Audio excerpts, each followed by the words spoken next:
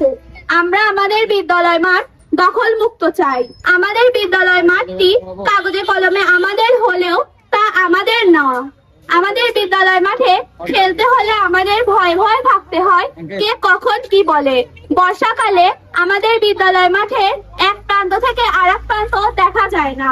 বিদ্যালয় মাঠটি ঢেকে পড়ে পাটখড়ির আড়ালে।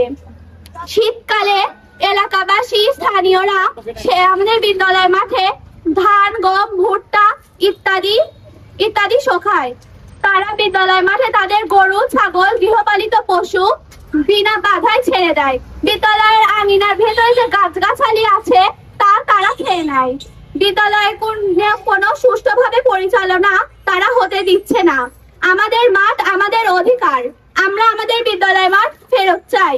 আমাদের স্কুল মাঠের বিভিন্ন রকমের শোলা, পাট এগুলো লেগে দেওয়া হয়। এগুলোর জন্য আমার স্কুলে যেতে অসুবিধা হয়। এগুলো থেকে মুক্তি চাই।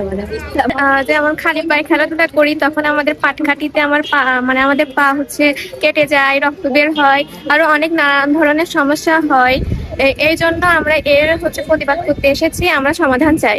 আমাদের মাঠে অনেক সমস্যার কারণে আমরা এই মিছিলে অংশগ্রহণ করেছি। এই মিছিলে আসার প্রধানত কারণ হচ্ছে শোলার জন্য আমরা মাঠে খেলাধুলা করতে পারি না এবং কাদা হওয়ার জন্য স্কুলে আসতে আমাদের অসুবিধা হয়। আমাদের স্কুলে বাধ্যতামূলক জুতা পরে আসার নিয়ম আছে। এই জুতা পরে আসি তখন আমাদের কাদা ভরে পায়ে। এই কাদা হয় যে স্কুল মাঠে গরুর গাড়ি, আবার অন্য কিছু গাড়ি, এগুলো নিয়ে ঢুকা হয়। আমাদের মাঠ সবাই দখল করে রাখছে, চুলা শুকাতে দেয়। এসবের জন্য আমরা মাঠে হাঁটাহাঁটি করতে পারি না।